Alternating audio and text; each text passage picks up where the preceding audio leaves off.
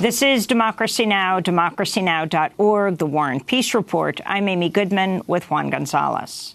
Well, the political crisis in Nicaragua is intensifying. More than 178 people have been killed since widespread demonstrations to oust Nicaraguan President Daniel Ortega began in mid-April, when his government announced plans to overhaul and slash Social Security.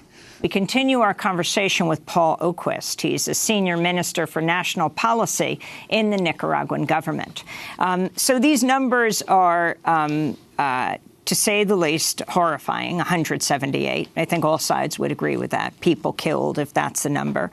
Paul Oquist, how many would you say do you believe the Nicaraguan government, Daniel Ortega's forces, killed of that number around 178? I believe that the Nicaraguan authorities, assisted by the forensic experts of the Inter-American Council on Human Rights, should do a serious judicial forensic study, case by case, and adjudicate responsibilities.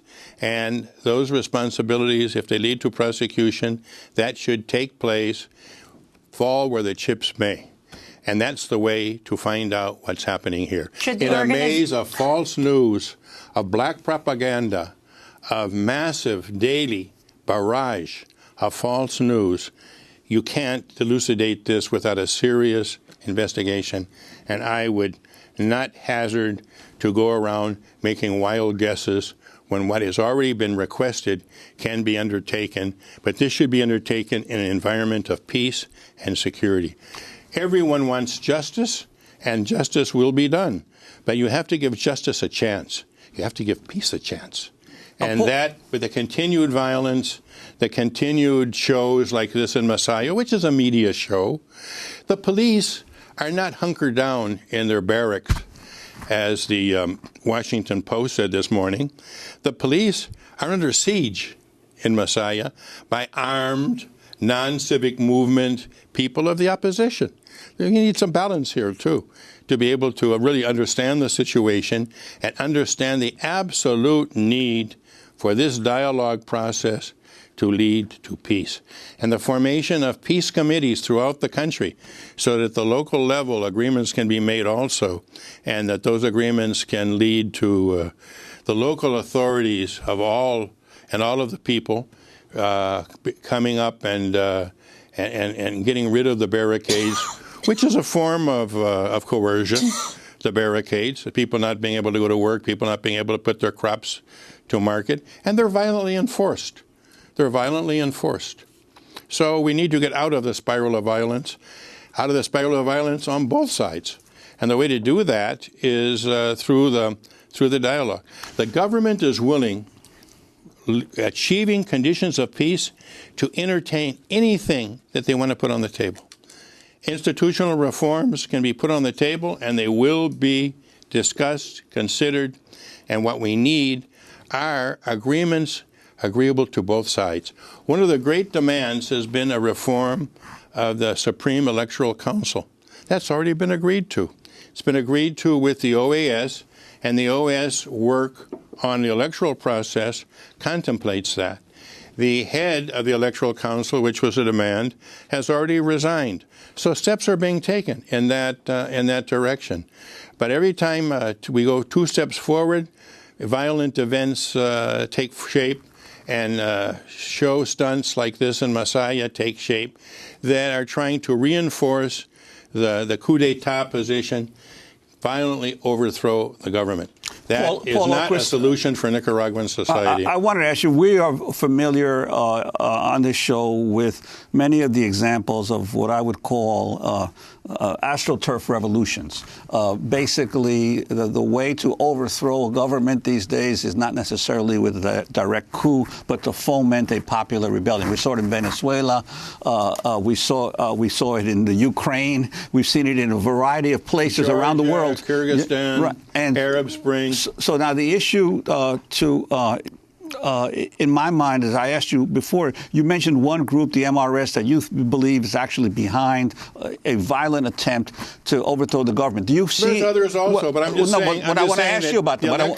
Can you identify something that works? Can you identify some of the other groups that you believe are actually spearheading what appears to be a popular, what the international press is reporting as a popular rebellion, but is actually an attempt to instigate a coup against the Ortega government. There's a gentleman named Felix Madriaga, who is U.S. financed, who has had a center for studies that has advocated the abolition of the army in Nicaragua for a long time, and who recently has been implicated with a criminal gang that's accused of murders, it's accused of kidnappings, it's accused of arson, and he has been the mentor of that group.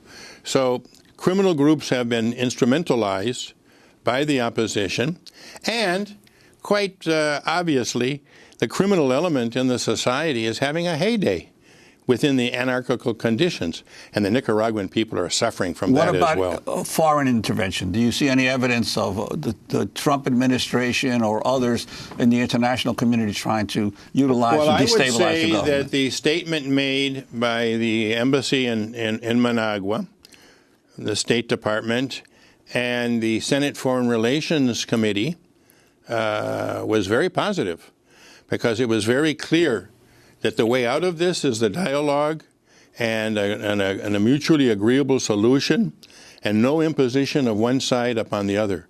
Pope Francis also has spoken to that. There cannot be an imposition of one side on the other here.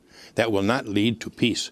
What we need is genuine peace for a badly wounded society to heal, and heal through national reconciliation and try to salvage our economy. It's going to be a big job.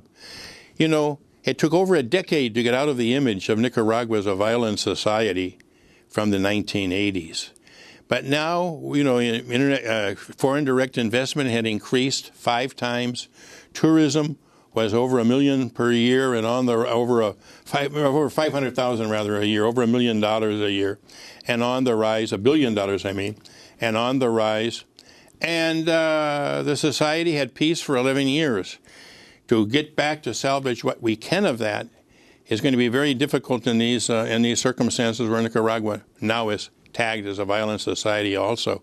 But we cannot do that unless we have national peace and reconciliation. Let me turn to former senior Sandinista government official Alejandro Bendaña, who spoke earlier on Democracy Now!, served as the Nicaraguan ambassador to the United Nations, as well as Secretary General of the Nicaraguan Foreign Ministry during the Sandinista government in Nicaragua from 79 to 90.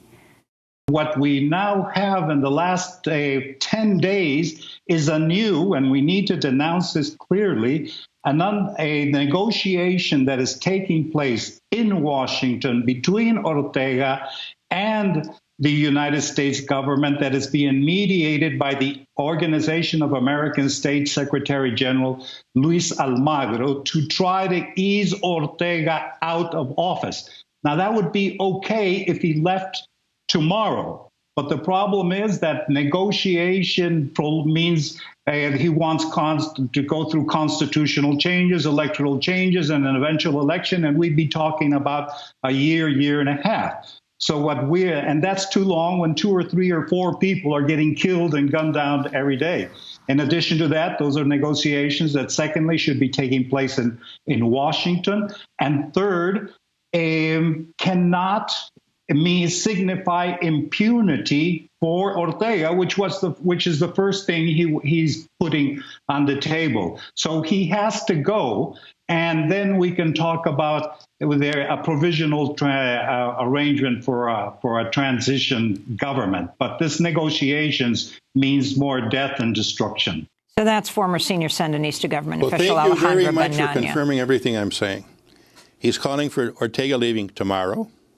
He's against constitutional changes. He's against an electoral process because that would go into next year to do a reform. He's against the OAS aiding in this electoral reform so we can guarantee that it's acceptable to everyone. And the image you had on the side was great. Thank you very much for that. It was Radio Ya burning, the principal pro-government radio station being burned by this so-called civic nonviolent opposition, burning the principal pro-government radio station in the country. And Alejandro Bendaña is saying they should leave tomorrow. Coup d'etat. no process, no dialogue, no peaceful outcome.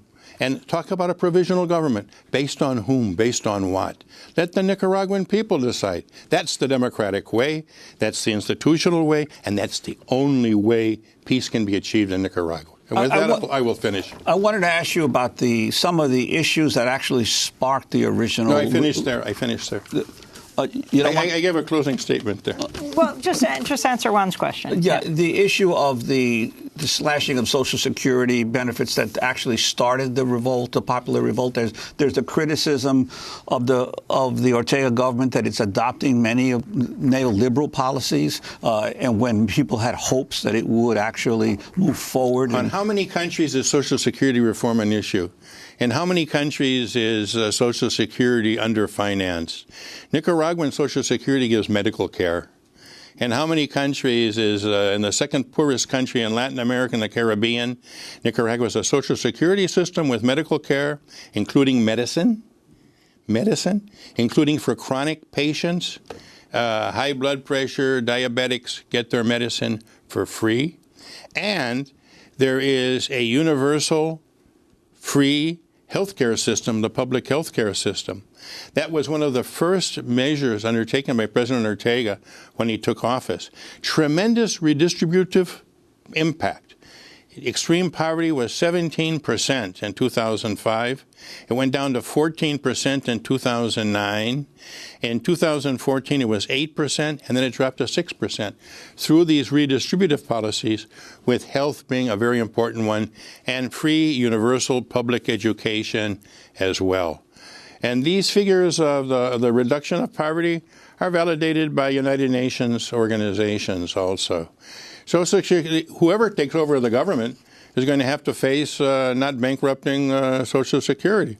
You can look at the IMF's reports, and what the IMF has been asking Nicaragua is you need to reform your Social Security so that it doesn't go bankrupt. It's a very tough issue. And as we know, in the whole world, it's a very explosive issue. And it proved to be so in Nicaragua. It shouldn't surprise us. And the protests led to President Ortega moving back on this issue of austerity, of reform of Social Security. He rescinded it. The measure taken by the Board of Directors of the Social Security Administration was rescinded by the executive branch of government. Thank you very much for the invitation. I just have a last question. No, the last question was the last question. Okay. With that, Paul Oquist got out of his chair and ended the interview. Paul Oquist, Senior Minister for National Policy in the Nicaraguan government of President Daniel Ortega. To see part one of our discussion, you can go to democracynow.org. I'm Amy Goodman with Juan Gonzalez. Thanks so much for joining us.